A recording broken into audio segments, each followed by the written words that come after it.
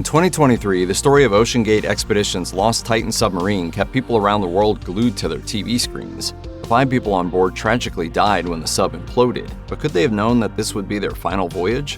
When the Canadian vessel Polar Prince lost contact with OceanGate Expeditions' Titan Submersible in June 2023, many people hoped for the best while expecting the worst. Indeed, the worst came to pass when it was confirmed that the submersible imploded, killing everyone on board. Those who lost their lives were OceanGate founder Stockton Rush, French diver Paul-Henri Nargeolet, Action Aviation owner Hamish Harding, Pakistani businessman Shahzada Dawood, and Dawood's son Suleiman. At the time, it was generally believed that the sub's mixed materials, titanium and carbon fiber, which have different elasticities, caused its hull to crack under the ocean's pressure.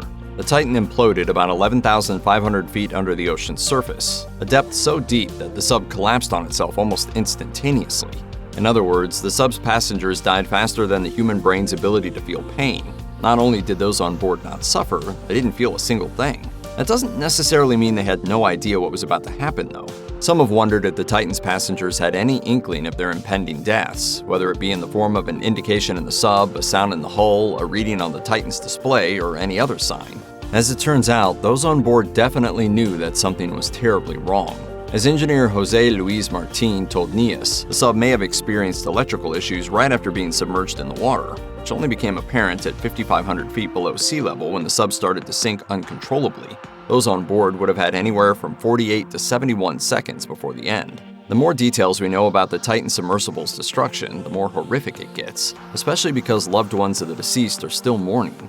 However, it pays to learn from the Titan's mistakes so similarly terrible events don't happen in the future. Martin continued to state that the Titan's electrical problems would have caused its thrust to fail. Without proper thrust, it would have started to tilt toward its front end where its porthole was located.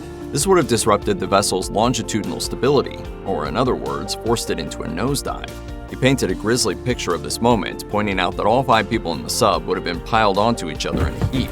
The sub's portal would have emitted no light at that depth, and it's unclear whether the sub's internal lights were working at all. Martin also said that Titan's emergency lever, which was meant to release weights to let the submarine more easily rise to the surface, wouldn't have worked if deployed. It's possible that someone on board, likely OceanGate founder Stockton Rush, who was piloting the vessel, would have tried to activate this emergency mechanism unsuccessfully.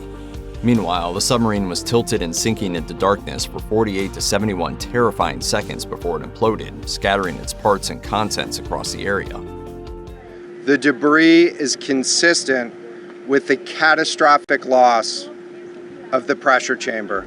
It's unlikely that there were any red flags about the Titan submersible's impending disaster when the vessel set out from the Polar Prince, at least regarding the craft's moment-to-moment operations. The submarine was on a mission to view the wreckage of the Titanic, a feat achieved by less than 250 people in the 112 years since the boat sunk. The doomed Titan had actually visited the Titanic 13 times prior as a kind of tourist craft to allow wealthy passengers to visit history's most famous sunken ship. And yet, OceanGate shareholder and 4-time Titan passenger Aaron Newman told MSNBC's Ali Bensch that the Titan was still a prototype.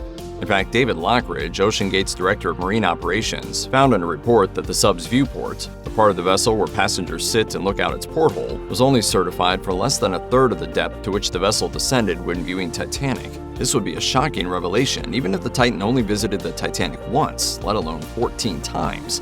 It stands to reason that the stress of so many trips and what turned out to be a substandard vessel contributed to the failure of Titan's titanium and carbon fiber shell. So did those on board the Titan know about their fate? Not until at least 71 seconds before death, apparently. But it seems that those responsible for the mission could have foreseen and prevented such a horrific outcome if they had taken extra steps to ensure passenger safety.